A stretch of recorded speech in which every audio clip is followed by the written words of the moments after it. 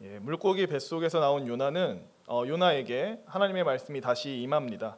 니느웨로 가서 명한 바를 선포하라. 이번에 요나는 하나님의 말씀을 따라서 니느웨로 향합니다. 그리고 지난주에 말씀 들으셔서 기억하시겠지만 둘러보는데 3일이나 걸리는 큰 성 니느웨를 고작 하루 동안만 다니면서 40일이 지나면 니느웨가 무너지리라 딱 5마디의 말만 선포합니다. 왜 니느웨가 무너지는지, 누가 무너뜨리는지, 어떻게 하면 살아남을 수 있는지에 대한 정보를 전혀 말하지 않고요, 그냥 딱 5마디, 40일 지나면 니느웨는 무너진다 이렇게 전했습니다. 니느웨가 구원받지 않기를 바랬던 요나의 마음이 이 5마디 안에 다 엿보입니다. 하지만 놀랍게도 이 요나의 무성의한 선포는 니느웨 성 전체를 발칵 뒤집어 놓았고요, 왕부터 시작해서 모든 백성, 심지어 짐승까지 베옷을 입고 회개의 자리로 나아가게 됩니다. 이게 이제 지난주에 살펴봤던 내용입니다. 아마도 요나는 이 자신의 무성의한 말씀 선포에 발칵 뒤집힌 니느웨 성을 보면서 아연실색했을 것 같습니다. 그들이 강팍하게 반응하거나 무반응으로 일관하기를 기대했는데 현실은 그들이 온전히 겸손해져서 스스로 낮추는 모습을 보였기 때문입니다. 그 후로도 요나는 아마 니느웨 성에 계속 머물렀던 것으로 보입니다. 왜냐하면 하나님께서 40일이 지나면 니느웨 성이 무너진다고 했기 때문에 40일 이상은 거기에 머물렀겠죠. 하루가 지나고 이틀이 지나고 열흘이 지나고 40일이 지났습니다. 근데 니느웨 성에 아무런 재앙이 내리질 않았죠. 니느웨가 불타서 멸망하기를 기대했는데 아무 일도 일어나지 않고 있었습니다. 그래서 요나가 그때 알았습니다. 하나님께서 심판하실 뜻을 돌이키셨구나. 그러니까 요나가 이렇게 반응을 합니다. 1절 제가 읽겠습니다. 요나가 매우 싫어하고 성내며. 이 말씀은 이제 원문을 직역하면 커다란 악, 요나에게 나쁜 것이었다라고 직역하면 이런 의미입니다. 요나는 하나님께서 니느웨를 심판하지 않고 용서하신 것을 뭘로 규정하냐면요, 커다란 악으로 규정합니다. 하나님께서 죄인에게 은혜 베푸신 것을 악한 일이라고 판단을 해버립니다. 그리고 심판을 거두신 하나님을 향해서 커다란 분노를 품고는 다음과 같이 기도를 하는데요, 우리 2절 말씀 함께 읽도록 하겠습니다. 여호와께 기도하여 이르되 여호와여, 내가 고국에 있을 때에 이러하겠다고 말씀하지 아니하였나이까. 그러므로 내가 빨리 다시스로 도망하였사오니 주께서는 은혜로우시며 자비로우시며 노하기를 더디하시며 인애가 크시사 뜻을 돌이켜 재앙을 내리지 아니하시는 하나님이신 줄을 내가 알았음이니이다. 요나는 하나님께 노를 바랍니다. 하나님께서 이러실 줄 알았다고, 내가 이래서 다시스로 도망친 거였다고 하면서 분을 바랍니다. 그리고는 우리가 잘 아는 말씀 출애굽기 34장 6절을 인용하면서 말을 하죠. 주께서는 은혜로우시며 자비로우시며 노하기를 더디하시며 인애가 크시사 뜻을 돌이켜 재앙을 내리지 아니하시는 하나님이십니다 라고 이렇게 고백을 합니다. 이 말씀은 과거 하나님께서 자신의 영광으로 모세를 지나실 때에 선포하셨던 자기 계시입니다. 내가 이러한 하나님이다 라고 모세한테 말씀해 주셨던 그 내용이죠. 그 말씀대로 하나님은 진실로 은혜로우십니다. 그분은 받을 자격 없는 자에게 아무런 조건 없이 일방적인 호의를 베푸시는 분이십니다. 그분은 참으로 자비로우십니다. 어머니가 아이를 향해서 따뜻한 사랑과 관심을 가지듯 그분은 죄인을 향해서 따뜻한 사랑과 관심을 갖고 계신 분입니다. 또한 그분은 노하기를 더디하는 분이시죠. 원문에는 어떻게 써 있냐면 코가 더디다라고 써 있습니다. 코가 더디다라고 왜 써 있냐면 당대 사람들은 화가 나면 이 코에서 열이 난다라고 생각을 한 거예요. 그럼 코 작은 사람이 화를 더 빨리 낼까요? 코가 큰 사람이 더 화를 빨리 낼까요? 코에서 열이 나야 되는데 크면 아무래도 열 나는데 시간이 좀 더 오래 걸리지 않을까요? 그러니까 저 같은 사람은 화를 잘 내는 사람이겠어요? 코가 크잖아요. 별로 안 큰가요? 아무튼 그래서 이제 성경은 이 노하기를 더디한다를 표현할 때 코가 더디다 혹은 코가 길다라고 설명을 합니다. 그만큼 코가 크고 길면 열이 오르는데 오래 걸리니까요. 저도 이번에 알았습니다. 원문에 진짜 코라고 써 있어요. 노하기를 더디한다가요. 우리는 이제 성경에서 하나님이 심판하신 장면이 꽤 자주 등장하니까 하나님은 화를 잘 내시는 분인가 보다라고 생각하기 쉽지만 우리가 알아야 될 것은 하나님은 온 우주에서 가장 노하기를 더디하는 분입니다. 그분을 화내게 만드는 것은 쉽지 않은 일이에요. 그럼에도 하나님이 화를 낸다는 것은 우리가 얼마나 하나님의 화를 돋구는 존재인지를 성경이 알게 해주는 거죠. 뿐만 아니라 그분은 인애가 크십니다. 인애는 성경에서 종종 나오는데 하나님의 언약적 사랑을 가리키는 단어죠. 좀 풀어서 설명하면 언약을 맺어서 자기 백성을 삼은 자를 끝까지 사랑하시는 하나님이시다라는 의미입니다. 마지막으로 그분은 재앙을 거두시는 분입니다. 자신의 죄를 자복하고 겸비해진 자의 과오를 용서하고 재앙을 거두시는 게 바로 하나님이시죠. 그리고 요나는 이 영광스러운 하나님의 성품을 묘사하면서 기도하죠. 다만 하나님을 찬미하기 위해서가 아니라 그분을 모욕하기 위해서 그렇게 합니다. 감격의 참 말투로 이 얘기를 지금 하고 있는 게 아니고요. 비꼬는 말투로 이 말씀을 인용하고 있는 겁니다. 이런 느낌이죠. 내 이럴 줄 알았어. 하나님은 어찌나 은혜롭고 자비롭고 노하기를 더디하시는지 재앙을 돌이키실 줄 알았지 뭐야. 참으로 대단하신 분이시구만. 이런 느낌인 거죠. 그리고 자신의 전매 특허인 죽여주시옵소서를 시전하기 시작하는데 3절 제가 읽겠습니다. 여호와여 원하건대 이제 내 생명을 거두어 가소서. 사는 것보다 죽는 것이 내게 나음이니이다 하니. 아마도 근데 사실 저나 성도님들이 이 요나의 심정을 제대로 이해하려면 주변에 정말 없어졌으면 하는 원수가 있어야 좀 이해가 될 것 같습니다. 혹시 여기 계신 성도님 중에 그런 주변에 원수가 있는 분 있으세요? 차마 말을 안 해서 그렇지 진짜 저 인간은 이 세상에서 영원히 사라졌으면 좋겠다. 꼴도 보기 싫다. 지옥에 당장 떨어져 버려라. 막 이런 사람 있으세요? 없죠. 그래서 우리는 사실 요나의 심정을 온전히 이해하기는 어렵습니다. 그래도 그냥 좀 비유컨대 이렇게 얘기를 할 수 있을지도 모르겠습니다.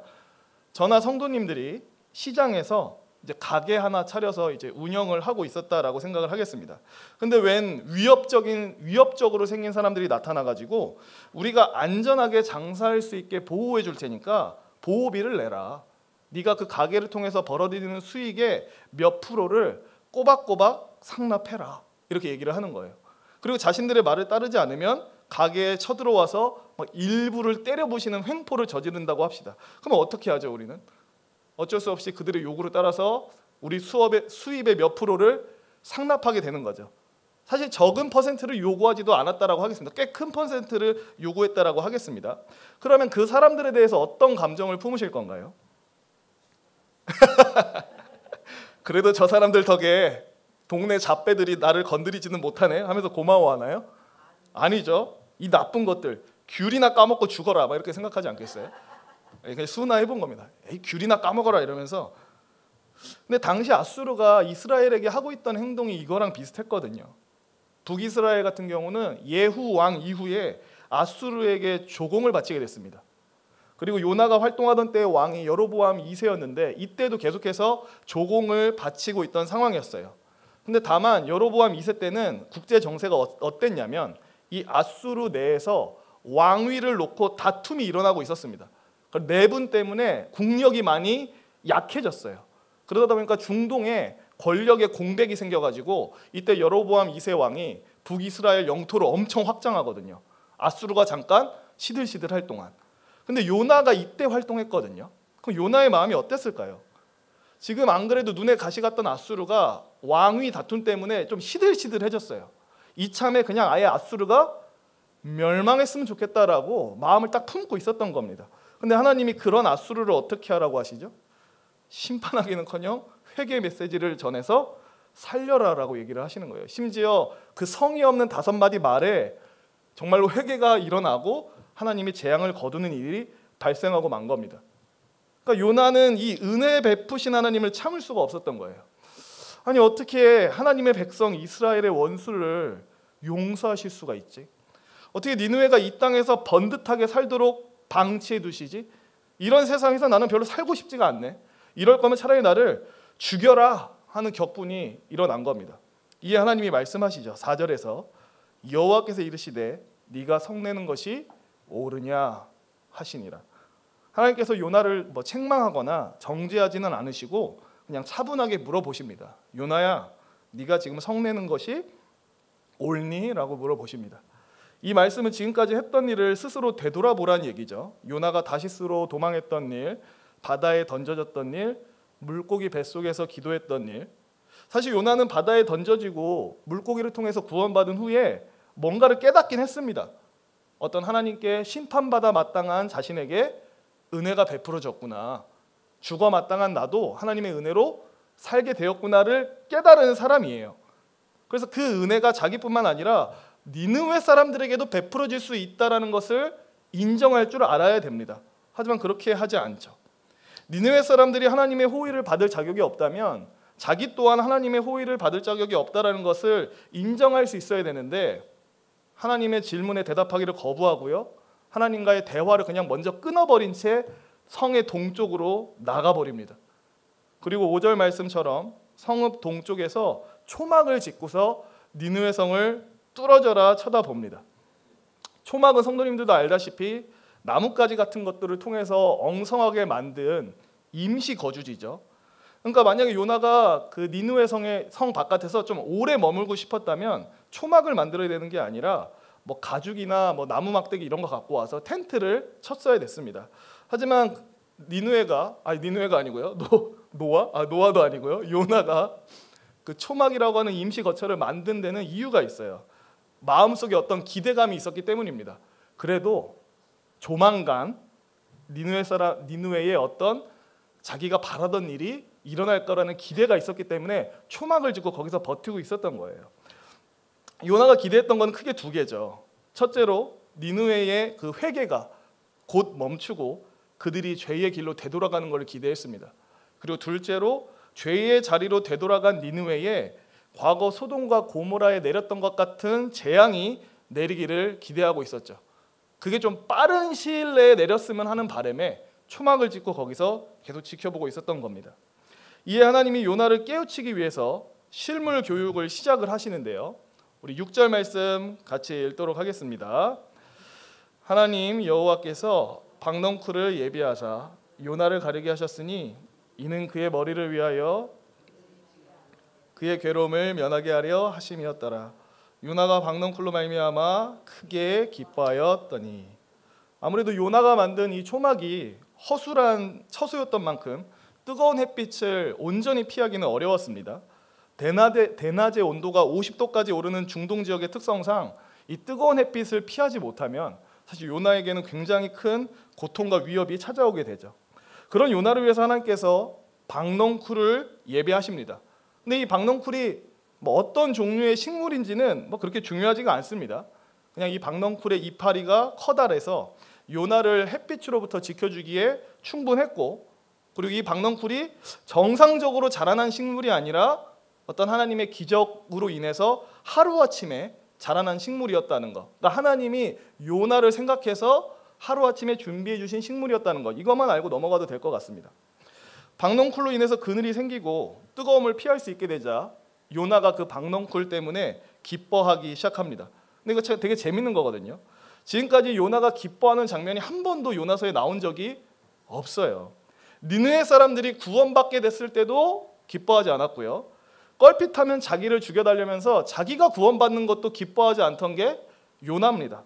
근데 그가 처음으로 기뻐합니다. 뜨거운 햇빛으로부터 자기를 가려주는 박넝쿨 때문에 기뻐하게 돼요. 그리고 또 혹자는 이렇게 얘기도 합니다. 요나가 이 박넝쿨 때문에 크게 기뻐한 이유에는 이런 의미도 있을 거다. 어떤 의미가 있냐면 하나님이 예비해 주신 이 박넝쿨이 하나님이 제시하신 화해의 손길이라고 착각한 거다. 그러니까 이런 거죠. 뭔가 갑자기 너무 뜨거워서 힘들어 죽겠는데 박넝쿨이 쓱 올라오더니 이렇게 햇빛으로부터 자기를 가려줘요. 순간 이게 이런 메시지처럼 요나는 느껴진 거예요. 요나야, 내가 생각해 보니까 너의 말이 맞는 것 같다. 니느웨는 구원받아서는 안 되지. 이제라도 너의 의견을 수용할게. 자, 이 박넝쿨 그늘은 화해의 의미야. 쉬면서 지켜보렴. 그랬을 것 같지 않으세요? 뜨거워 죽겠는데 갑자기 박넝쿨이 자라면서 그늘로 자기를 싹 가려주니까 하나님이 드디어 나의 이 의견을 수용하셨고 나는 하나님과의 이 말싸움에서 이겼다. 이제 좀 있으면 니느웨 성이 무너지겠네 라고 생각을 하다 보니까 또 많이 기뻐했던 겁니다. 하지만 이것은 요나의 크나큰 착각이었죠. 하나님은 요나를 위한 실물 교육을 계속해서 이어가십니다. 7절 8절 말씀 함께 읽도록 하겠습니다. 하나님이 벌레를 예비하사 이튿날 새벽에 그 박넝쿨을 갉아먹게 하심에 시드니라. 해가 뜰 때에 하나님이 뜨거운 동풍을 예비하셨고 해는 요나의 머리에 쪼임에 요나가 혼미하여 스스로 죽기를 구하여 이르되 사는 것보다 죽는 것이 내게 나으니라 하니라.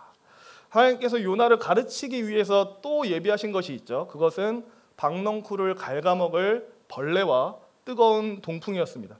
하나님은 밤사이에 벌레로 하여금 박넝쿨을 갉아먹게 하셨고요, 시들게 하셨을 뿐만 아니라 뜨거운 동풍으로 아예 박넝쿨을 말려버리십니다. 뿐만 아니라 벌레가 박넝쿨을 공격해서 박넝쿨을 시들게 했듯이 햇빛으로 요나의 머리를 공격해서 요나를 혼미하게 만드십니다. 여기서 시들었다라는 단어랑 햇빛이 쪼이다 하는 단어가 사실 원어로 똑같이 써 있어요. 공격하다라는 뜻이에요. 벌레가 식물을 공격하듯 햇빛이 요나를 공격해서 요나가 시들시들하게 됩니다. 박넝쿨이 시들어버리고 뜨거운 햇빛의 공격에 힘이 다 빠져버린 요나가 또 다시 노를 바라면서 자신의 전매 특허를 시전합니다. 뭐라고 얘기를 할까요? 사는 것보다 죽는 게 낫습니다. 이런 요나를 보면 사실 한심스럽죠, 그죠? 근데 하지만 한편으로는 이게 인간의 실상이라는 것을 우리가 보게 됩니다. 온 우주에서 유일하게 하나님의 말을 듣지 않는 피조물이 있습니다. 다른 모든 피조물은 하나님이 정해주신 대로 존재하고 하나님이 정해주신 삶의 방식으로 살아가는데 유독 한 존재는 계속해서 하나님께 자기 고집을 부리고 꺾지 않는 그런 존재가 하나 있어요. 그게 바로 인간입니다. 자기 자신을 깨트리기는커녕 자신을 둘러싼 모든 것이 나한테 맞춰주길 바라는 답없는 존재가 인간이에요. 여기에는 하나님도 예외가 아닙니다. 내가 하나님한테 맞추는 게 아니에요. 하나님이 나한테 맞춰줘야 된다라고 생각하는 게 인간입니다. 그리고 이 모습을 적나라하게 보여주는 게 요나죠.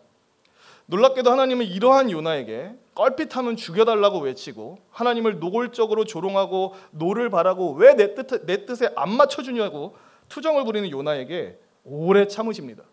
그리고 9절에서 다시 물어보시죠. 네가 이 박넝쿨 때문에 성내는 것이 옳으냐? 사실 이 정도 왔으면 요나도 이제는 하나님 앞에서 자기 자신을 꺾을 법한데 곧바로 말대답을 하죠. 내가 성내어 죽기까지 옳습니다. 이걸 좀 풀어서 얘기하면 나의 분노는 합당합니다. 죽어도 제가 맞습니다. 그러니까 성경을 보면서 저도 이거 뒷골을 잡을 만한 반응이다 막 이런 느낌인 거예요.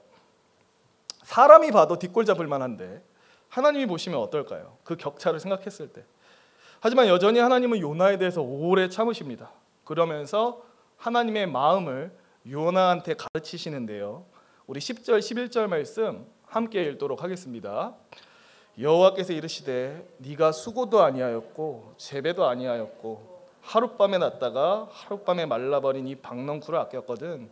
하물며 이 큰 성읍 니느웨에는 좌우를 분별하지 못하는 자가 12만여 명이요 가축도 많이 있나니 내가 어찌 아끼지 아니하겠느냐 하시니라. 이 10절 11절에서 하나님이 요나한테 가치를 비교하게끔 만드세요. 가치를 비교하게끔. 특별히 세 가지 가치 비교의 대상을 언급하시는데요. 첫째로는 니느웨 성에 있는 좌우를 분별하지 못하는 자 12만 명에 대해서 얘기를 하십니다.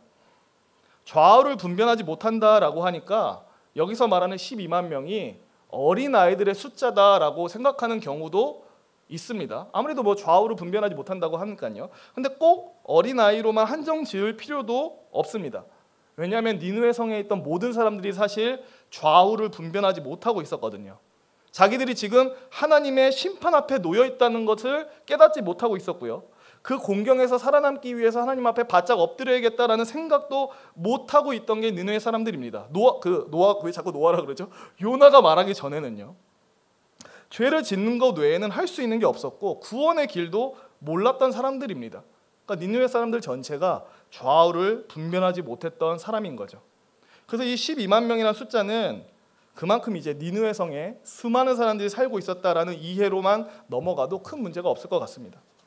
이렇듯 10절 11절에 등장하는 가치 비교의 첫째 대상은 니느웨 사람들입니다. 둘째로는 이제 많은 가축이 나와요. 혹시나 이런 오해를 하지 않으셨으면 좋겠습니다.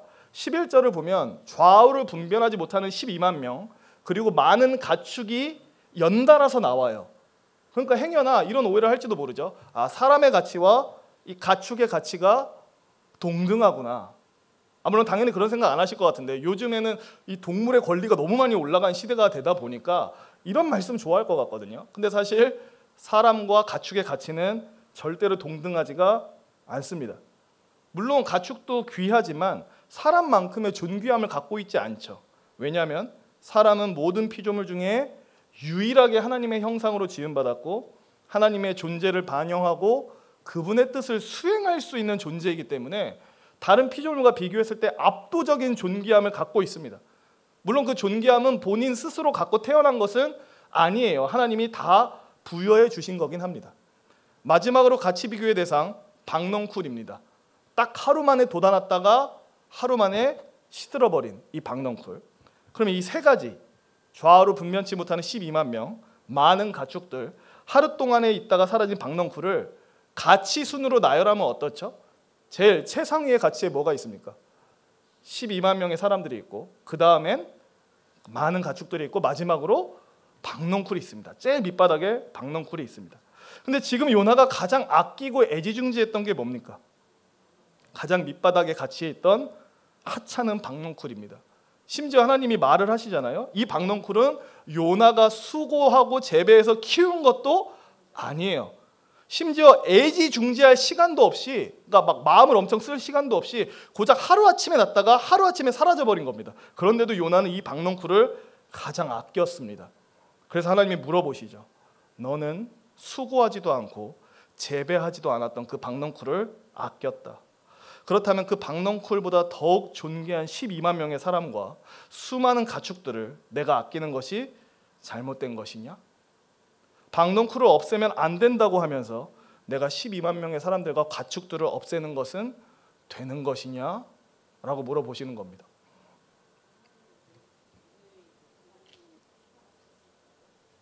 왜 사랑하셨어요? 이거 또 심오한 질문인데 그 질문은 지금 말씀드리기는 어렵네요. 네, 일단 오늘 본문 얘기만 하고 충분히 있을 법한 질문입니다. 그리고 이제 요나서는 어떻게 끝나냐면, 이 요나가 하나님의 질문에 대답하고 나서 끝나는 게 아니라 하나님이 질문만 던지시고 그냥 책이 탁 끝나버려요. 왜 이렇게 끝나는지 느낌이 오시죠? 요나를 읽는 그 당시의 사람들이 그 자리에 서는 느낌을 받게 하려고 책이 이렇게 끝나버립니다. 지금 요나서를 읽고 있는 네가 요나의 자리에 서면 너는 하나님한테 뭐라고 대답할래? 하면서 책이 탁 끝나버리는 거예요. 요나 말씀은 사실 저와 성도님들이 너무 잘 아는 말씀이어가지고 들었을 때 전혀 새로울 것이 없는 본문일 수 있습니다. 그래서 저도 이게 다 아시는 내용이라 뭔 얘기를 하면서 마무리를 해야 될까 좀 고민이 되긴 했습니다. 근데 오늘 본문을 쭉 살펴보면서 저는 이제 두 가지를 생각하게 됐는데요. 한 가지는 증오와 사랑이 어떤 기능을 하게 되는지가 보였습니다. 어떤 기능을 하는가? 먼저 증오는 대상의 가치를 말살합니다. 이게 증오가 가진 특징이자 증오의 기능이에요. 대상이 가진 가치를 말살합니다.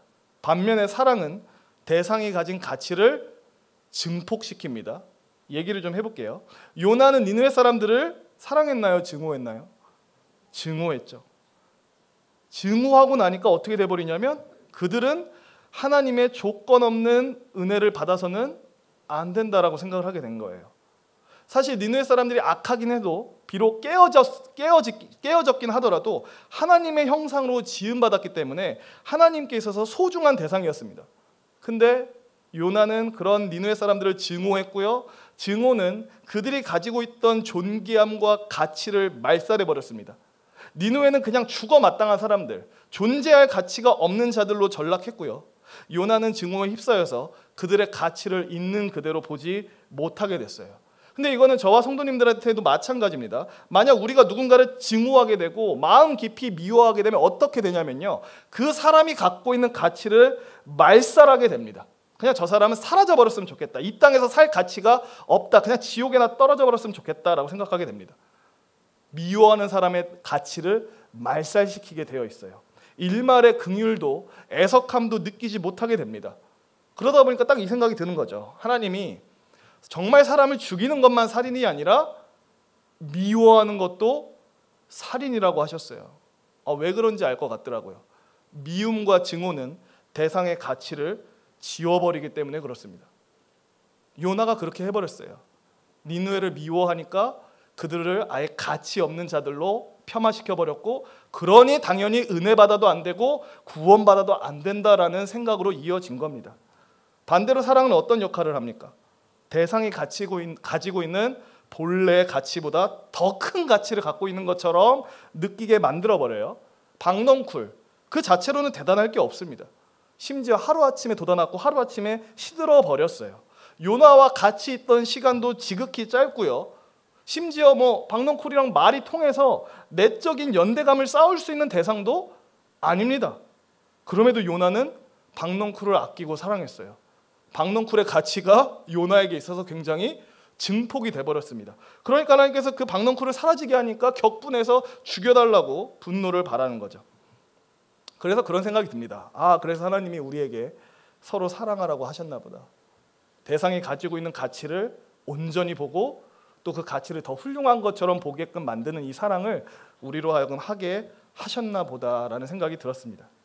이것이 요나서를 마치면서 했던 첫 번째 생각이고요. 증오는 대상의 가치를 말살하나 사랑은 대상의 가치를 증폭시킨다가 첫 번째 생각이었고, 또 한 가지는 원수에 대한 사랑과 긍휼을 좀 볼 수 있었던 것 같습니다. 요나는 아수르를 원수를 규정했고요. 원수인 아수르를 사랑으로 대하거나 긍휼의 대상으로 여기기를 포기했습니다. 사실 하나님 백성의 원수는 하나님 자신의 원수이기도 합니다. 그러니까 우리의 원수는 하나님의 원수이기도 해요. 왜냐하면 하나님은 자기 백성과 자기 자신을 연합해서 동일시하는 분이기 때문에 하나님 백성의 원수는 곧 하나님의 원수이기도 합니다. 하지만 하나님은 그런 원수 같은 아수르조차 귀히 여기시고 사랑의 대상으로 보셨습니다. 그리고 하나님은 이 하나님이 갖고 계신 사랑, 원수조차 사랑하시는 이 하나님의 마음을 요나한테 가르치고 싶으셔서 풍랑부터 시작해서 큰 물고기, 박넝쿨, 벌레, 뜨거운 동풍과 햇빛까지 동원하셨어요. 눈으로 보고 듣고 만질 수 있는 생생한 실물 교육을 통해서 이를 가르치고자 하셨습니다. 그러다 보니까 생각이 자연스럽게 여기까지 닿을 수밖에 없었는데요. 이 원수 사랑에 대한 가장 강력한 실물 교육을 하나님이 이미 우리한테 하셨다는 것도 생각하게 됐습니다. 뭘까요? 원수 사랑에 대한 가장 강력한 실물 교육. 십자가죠. 로마서 5장 8절에서 10절 좀 길지만 같이 한번 읽도록 하겠습니다. 우리가 아직 죄인 되었을 때에 그리스도께서 우리를 위하여 죽으심으로 하나님께서 우리에 대한 자기의 사랑을 확증하셨느니라. 그러면 이제 우리가 그의 피로 말미암아 의롭다 하심을 받았으니 더욱 그로 말미암아 진노하심에서 구원을 받을 것이니 곧 우리가 원수 되었을 때에 그의 아들의 죽으심으로 말미암아 하나님과 화목하게 되었은즉 화목하게 된 자로서는 더욱 그의 살아나시로 말미암아 구원을 받을 것이니라. 아멘. 하나님은 자신이 가진 사랑이 어떤 것인지, 우리 죄인들을 향해서 갖고 계신 감정이 무엇인지 가르치기 위해서 온 우주가 존재한 이래로 가장 비싼 값을 치러서 실물 교육을 하셨습니다. 창세전부터 가장 사랑하고 기뻐하던 존재인 성자 하나님을 사람으로 이 땅에 보내셨고, 하나님의 원수로 행하고 있던 우리를 구원하기 위해서 십자가에 달아 죽여버리셨습니다. 온 천하가 다 알도록, 온 세상이 다 보도록 십자가에 달아서 아들을 죽이신 겁니다. 사실 굉장히 아이러니하고 이해 불가능한 사랑이긴 합니다. 타락한 모든 인간은 태생적으로 하나님을 증오합니다. 그렇죠? 하나님을 떠나서 타락한 이래로는 모든 사람은 태어나면서부터 태생적으로 하나님을 증오합니다. 근데 아까 증오가 무슨 기능을 한다고 그랬죠? 대상의 가치를 말살시켜버린다고 그랬잖아요. 그래서 모든 인간은 하나님을 증오함으로 그 하나님의 가치를 말살시키는 존재입니다. 내게 하나님이 필요 없다 수준이 아니에요. 필요 없는 것을 넘어서 그냥 하나님이라는 존재는 나한테 고려할 가치조차 없다라고 생각하는 게 모든 인간입니다. 멀쩡히 살아계신 영광의 하나님을 죽은 신으로 취급하고 철저히 외면하고 모욕하는 게 모든 인간의 모습이에요. 근데 그런 우리를 하나님이 사랑하셨습니다. 흙덩이에 불과한 우리를 사랑하셨어요. 아까 사랑이 무슨 기능을 한다 그랬죠? 대상이 가지고 있는 가치를 증폭시킨다라고 얘기를 했잖아요. 존재의 근원으로 따지자면 우리는 정말 세어볼 만한 게 없는 그런 자들입니다. 근데 그런 우리를 하나님이 사랑하셨습니다. 깨어졌지만 여전히 하나님의 형상이 남아있는 그 하나님의 존귀함을 간직하고 있는 존재로 보셨어요. 그리고 여전히 우리한테 말씀하십니다. 너는 내게 참으로 귀하다. 너는 참으로 나에게 여전히 소중하다라고 말씀하십니다. 말로만 끝내시지 않았죠. 자신의 하나뿐인 아들을 우리 대신 십자가에 달아 죽이시면서까지 그 진실성을 입증하셨습니다. 봐라, 나의 사랑을, 아들까지 아끼지 아니한 나의 사랑을 십자가를 통해서 봐라 라고 하신 겁니다. 말씀을 마치겠습니다. 요나를 통해서 하나님은 우리한테 많은 것을 생각하게 하시고요. 사실상 사람에 따라서 이런저런 교훈을 많이 얻을 수 있는 책입니다. 하지만 오늘은 이것을 기억했으면 좋겠습니다. 우리는 교회 내의 지체들을, 그리고 우리 주변의 이웃들을, 그리고 가족들을 증오해야 되는 게 아니라 사랑해야 됩니다. 그들을 증오함으로 그들의 존재 가치를 말살해야 되는 게 아니라 사랑함으로 그들의 존귀함을 올바로 볼 줄 알아야 됩니다. 그리고 쉽지 않지만 하나님이 보여주신 이 원수 사랑의 실물 교육을 따라서 원수를 사랑하고 그들 역시 하나님의 사랑을 받을 대상이 될 수 있구나라는 사실을 기억해야 됩니다. 아마 없으실 것 같지만 혹시라도 이 자리에 자기 주변에 원수 같은 사람, 용서하기 싫은 사람, 꼴도 보기 싫은 사람이 있는 분 계실지 모르겠습니다. 그런 분들은 원수 사랑에 대한 가장 강력한 실물 교육, 예수 그리스도의 십자가를 바라보시길 소망합니다. 우리는 하나님을 증오해서 그분의 가치를 말살했지만 그분은 우리를 사랑해서 우리를 존귀히 여기셨다는 사실을 기억하면서 하나님을 따라 대상에 대한 증오를 버리고 사랑을 품고 살아갈 수 있었으면 좋겠습니다. 저와 성도님들 모두 이 하나님의 마음을 알고 그분을 따라 사랑하는 사람들이 되기를, 증오의 사람이 아니라 사랑의 사람으로 살면서 하나님의 길을 따라가는 복된 성도님들 되시길 주님의 이름으로 축원합니다. 우리 말씀